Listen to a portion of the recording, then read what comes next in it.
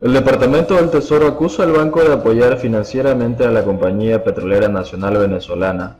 Estados Unidos está nuevamente a cargo del debilitamiento del régimen de Nicolás Maduro, además de las sanciones impuestas a miembros de la dirección del jefe de gobierno Chávez y de la Petrolera Estatal de Petróleos de Venezuela, PDVSA. El Departamento del Tesoro atacó el lunes al banco Ebrofinance Mosnarbank, el banco con sede en Moscú. Es propiedad conjunta de empresas estatales rusas y venezolanas. Washington lo acusa de proporcionar asistencia financiera a Caracas para apoyar las supervivencias de PDVSA.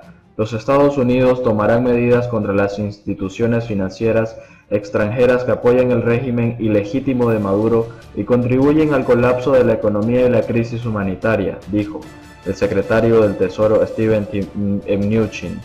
Ebrofinance fue fundado como un banco binacional para el financiamiento de proyectos petroleros e infraestructura conjunta entre Rusia y Venezuela en 2011.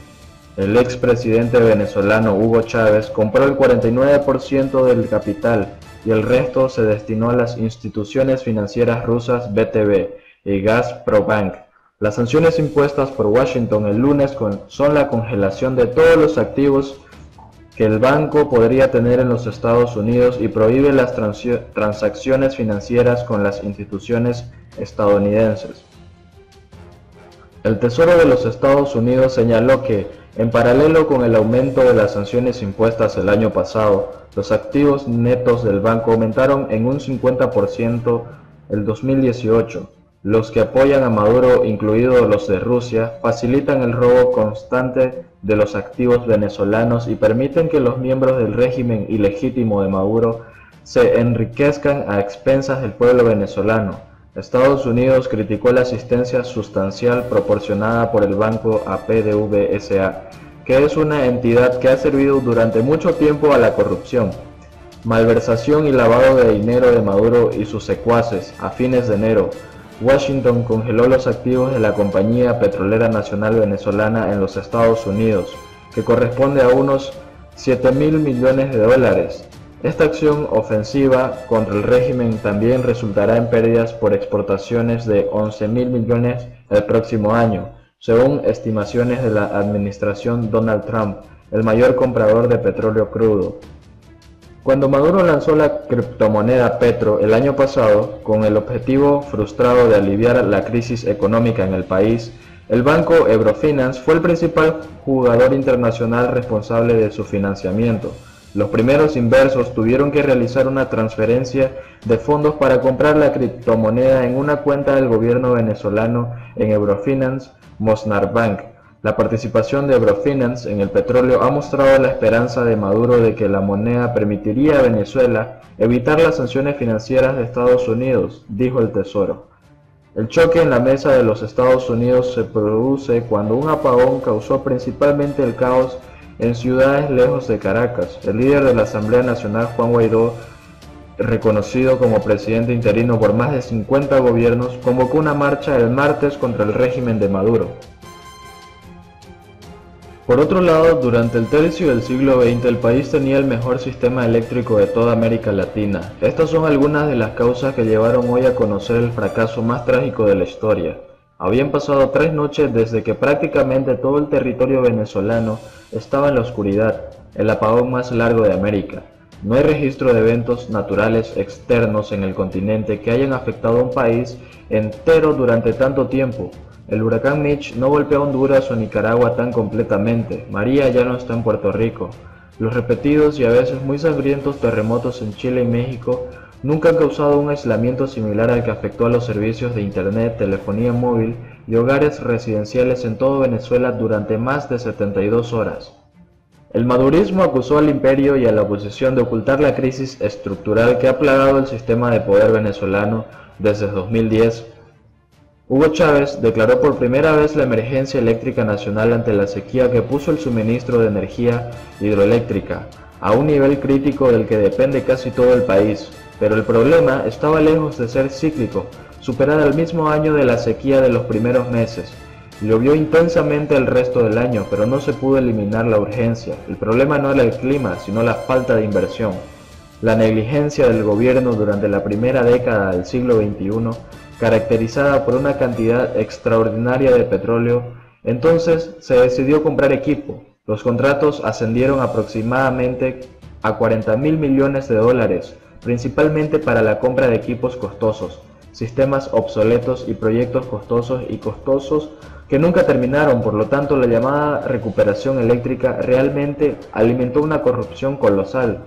Investigaciones en Europa y Estados Unidos han detectado fraude contra el Tesoro Nacional por Nervis Villalobos, viceministra de Energía Eléctrica de la República Bolivariana, cuentas personales en miles de millones de dólares en España, Portugal y Andorra. Favoreció a Derwick Associates en los Estados Unidos con ejecutivos y accionistas venezolanos que ahora enfrentan acciones legales en los tribunales del sur de la Florida por enriquecer ilegalmente sus negocios con la Corporación Estatal de Petróleos de Venezuela, PDVSA, cerrando así un complejo círculo de corrupciones. Odebrecht, que ha recaudado más de 4.200 billones de dólares para la construcción de la represa hidroeléctrica de Tocoma, debería haberse completado en 2014, pero aún no ha terminado. Así, la oscuridad que rodea a Venezuela es el producto de un saqueo monumental contra el tesoro que privó a las personas de un bienestar básico. Sin embargo, debe notarse que las noticias mundiales que afectan a prácticamente todos los venezolanos se han vivido localmente durante años en varias partes de la geografía venezolana. Así, el Comité de las Víctimas de Cortes de Energía, formado en 2011, mientras que los cortes de energía fueron una triste realidad, registró entre 2014 y 2018 el dramático aumento en las interrupciones del servicio, desde poco menos de 4.000 quejas a más de 25.000. Maracaibo, San Cristóbal se encuentran entre las ciudades más afectadas. En el primero de 2018, el 57% de los ciudadanos se quejaron de los cortes diarios y en la segunda mitad del 30% de la población.